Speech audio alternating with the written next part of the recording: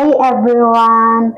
Welcome back to my channel. Mga hindi pa nakakilala sa akin, ako si Ree, isang OFW dito sa Singapore. Ngayon, very interesting ang topic natin kasi madalas tinatanong ito ng mga kapwa natin OFWs o yung mga nagbabalak palang mag-abroad. Mas okay ba maging domestic helper sa Hong Kong o sa Singapore?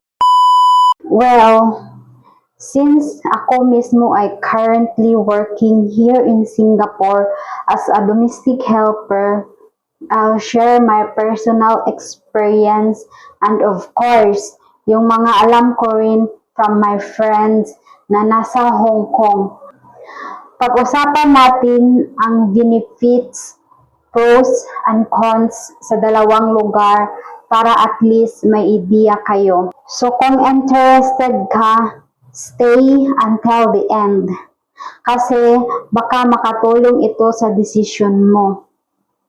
And syempre, don't forget to like this video, share mo na rin and subscribe kung hindi ka pa subscriber. Okay, simulan na natin. Bakit ko nga ba naisipang gumawa ng vlog na ito? Kasi both Hong Kong and Singapore sikat na destinations para sa mga domestic helpers. Pareho silang malapit sa Philippines. Pareho may malaking Filipino community. At parehong may magandang opportunity to earn. Pero, syempre, hindi rin perfect. May pros and cons bawat isa. Ang goal ko today is hindi lang mag-share ng info, kundi para ma-prepare din kayo kung saan kayo mas babagay. Depende sa priorities nyo. So, let's start with Hong Kong benefit. Una, ang salary. Mas mataas talaga ang minimum salary doon compared sa Singapore. Mas mataas siya kapag kinonvert sa piso compared sa Singapore salary. Pangalawa, food allowance. Kung hindi ka pinapakain ng employer mo, may required food allowance ka. So at least secured ka sa pagkain mo. Pangatlo, weekly rest day. Sa Hong Kong, very strict ang law. Dapat at least 1 day off ka per week. Pang-apat, strong labor laws. Protektado ang domestic workers at mabilis kumilos ang labor office kapag may problema. Panglima, malaking Filipino community. Every Sunday, parang Pilipinas talaga ang vibe. May kaibigan ako na nasa Hong Kong. Sabi niya, kahit nakakapagod ang trabaho, gumagaan pag Sunday kasi parang reunion. Sabi pa nga niya, parang one day na recharge para kayanin ulit ang isang buong linggo. Pero, syempre, hindi rin perfect ang Hong Kong. May mga cons din. Una, mataas ang cost of living. Oo, mataas ang sweldo, pero mahal din ang bilihin. Lalo na kung gusto mong lumabas or bumili ng mga imported goods. Pangalawa, maliit ang space. Sa Hong Kong, kilala sila sa sobrang liit ng apartments. Kaya minsan ang helpers walang sariling kwarto. Minsan, sofa lang o kaya share pa with kids. Pangatlo, strict ang contract. madali ka rin ma-terminate kapag hindi kayo nagkakasundo ng employer. Pang-apat, weather.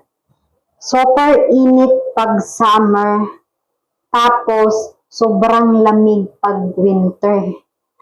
Unlike sa Singapore na walang winter, sa HK kailangan mo talagang mag-adjust sa dalawang extremes. Ngayon naman, punta tayo sa Singapore benefits. Una, super safe and clean. Isa talaga sa nagustuhan ko dito is kahit gabi ka umuwi galing off day, hindi ka masyadong matakot kasi very secure ang environment.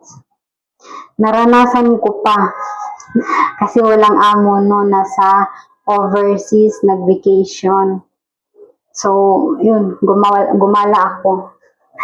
12 AM na umuwi. Isang beses lang naman, pero ayoko na ulitin kasi hindi naman maganda. Pero doon ko na-realize, safe ang Singapore. Talaga. Everywhere may CCTV, yung police CCTV, yung talaga ng police. Ganun. So, pangalawa, napakaganda ng transportation system.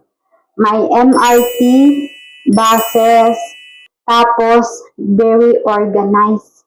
Hindi ka maliligaw kasi lahat may signs. Pangatlo, usually helpers don't need to pay rent kasi naka-stay-in tayo sa employer's house. So kahit maliit ang space, at least libre ang accommodation.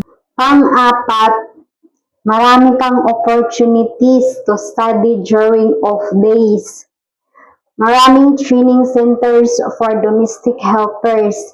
Pwede kang mag-aral ng caregiving, cooking, baking, at ano-ano pa. You can watch my video. Gumawa ako ng video about this. Panglima, respectful at diverse culture. Since Singapore is multicultural, may Chinese, Malay, Indian, at iba pang expats. Natututo ka rin sa iba't ibang culture. Ako personally, ang pinaka nagustuhan ko dito is yung sense of safety. Hindi ako masyadong kabado lumabas. Tapos, organized talaga ang sistema nila.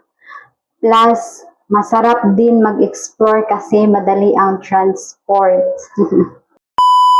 Pero, gaya ng sabi ko, walang perfect.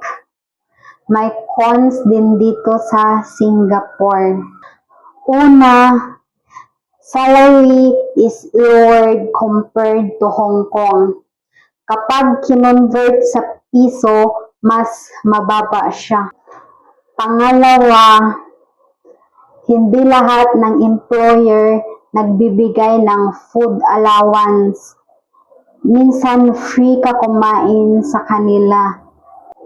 Pero kung sakaling hindi mo bet ang food, kailangan mong bumili gamit sarili mong pera. Pangatlo, hindi lahat ng helpers may guaranteed weekly off day. Though ngayon, improving na kasi may batas na at least once a month. Pero, depende pa rin sa contract. Kung every Sunday or twice. Pang-apat, strict household rules. May mga employer na very particular, like kung paano ka maglinis, paano magluto, or minsan kahit sa galaw mo sa bahay. Ako, sa employer ko, may certain rules din, pero nasanay na ako. Ang maganda sa employer ko, hindi siya bungangera, walang pakialam sa paligid. Ganon. Basta nakita ka niyang gumalaw, okay na siya nun. Pero nung una, nung bago ako, nakaka-pressure talaga. Pero habang tumatagal, routine na lang. Ganun naman lahat. So, ano nga ba mas maganda? Honestly, depende talaga. Kung priority mo is higher salary, go for Hong Kong. Pero kung priority mo is safety, organized environment, at mas madali ang transportation, Singapore is a great choice. At the end of the day, ang importante is kilalanin mo sarili mo. Ano ba ang priorities mo at saan ka magiging comfortable? Tips ko sa mga future domestic helpers: always check your contract carefully bago pumirma. Alamin ang labor laws ng bawat bansa kung saan ka pupunta. At syempre, maghanap ka ng support group o community para hindi ka malungkot. Lalo na pag wala ka talagang kamag-anak sa bansa na pupuntahan mo. Pero in my experience, may nakilala naman ako sa accommodation. Nag-iisang kaibigan. Siya talaga lagi kong kasama ever since of day. Hanggang dumami, pero yun nga, wag basta-basta magtiwala. Yun lang about sa wag basta-basta magtiwala.